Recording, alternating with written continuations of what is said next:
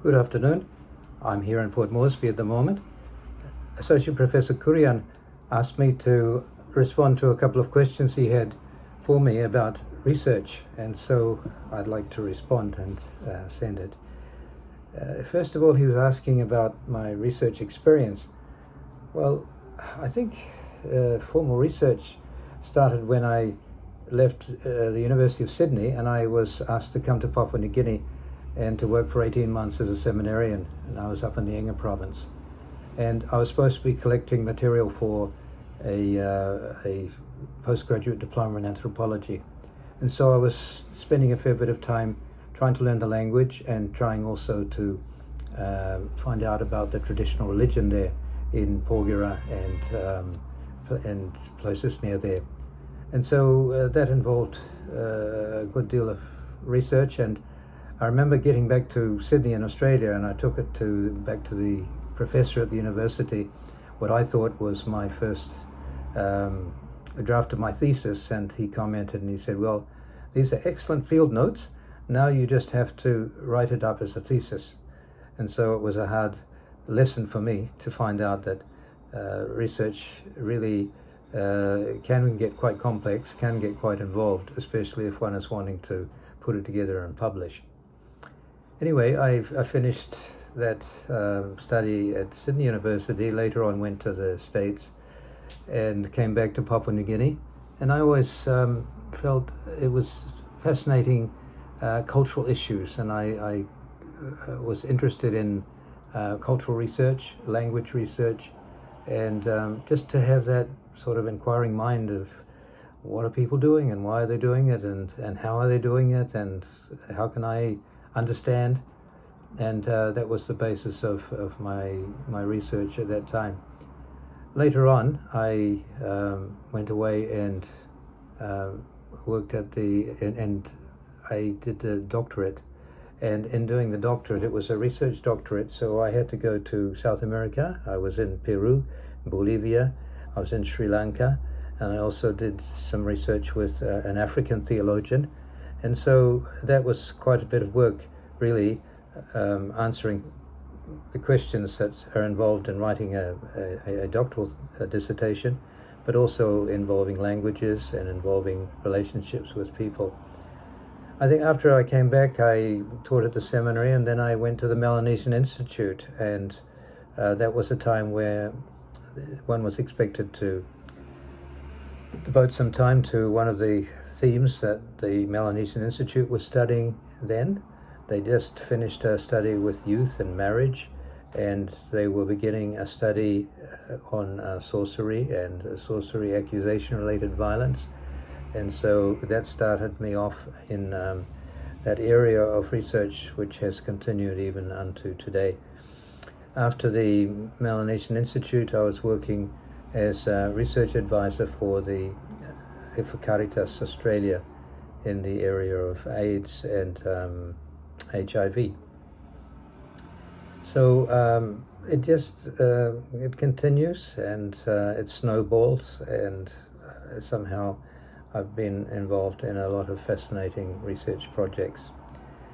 I was asked about the challenges, and to me, I would say that there were three challenges. One challenge is that of time, to really find the time to give to research, because it does take time and it does take energy.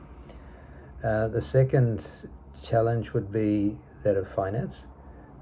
It depends on what you're doing. Is it involving transport? Is it involving accommodation? Does it mean hiring people? Does it mean certain equipment?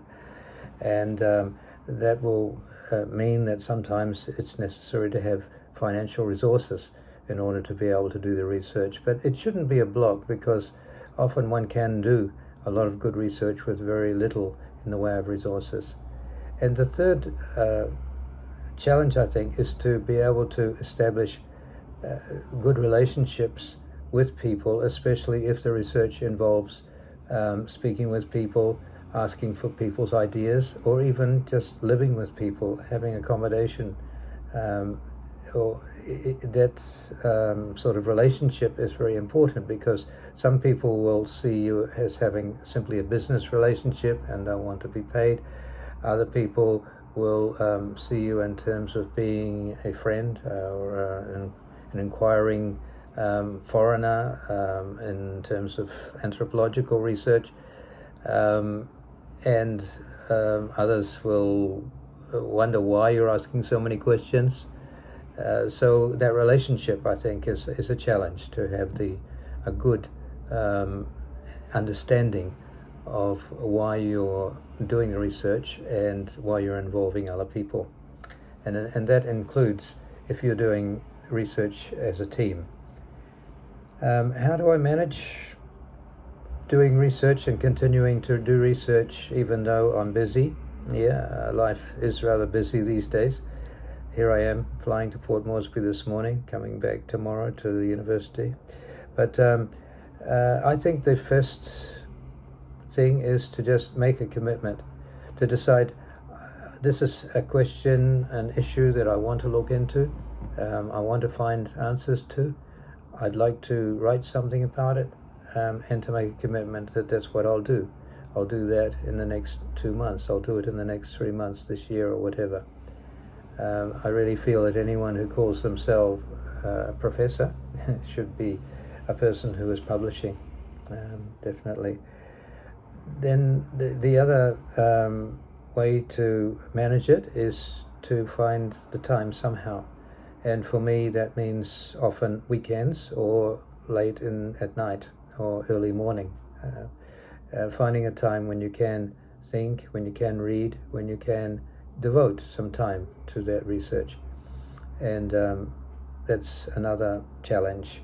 And I think the other way that I found it's possible to do research even though you're busy is to be part of a team.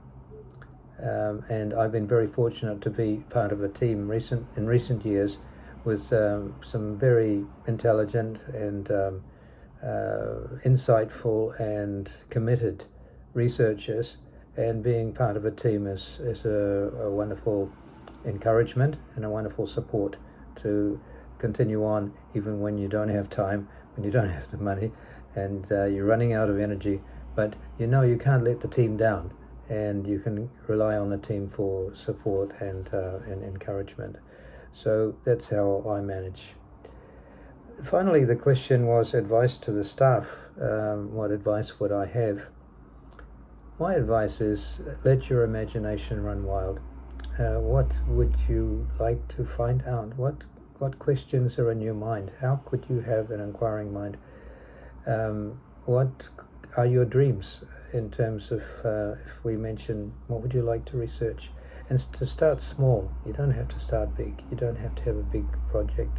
Just some small question. And to me, anyone who's a teacher, and a good teacher, is doing research anyway, because you've got to look behind the topics and the subjects that you're teaching. You've got to have some fresh information, and you've got to somehow understand the sorts of questions and the situations that the students are coming from, and all of that involves research.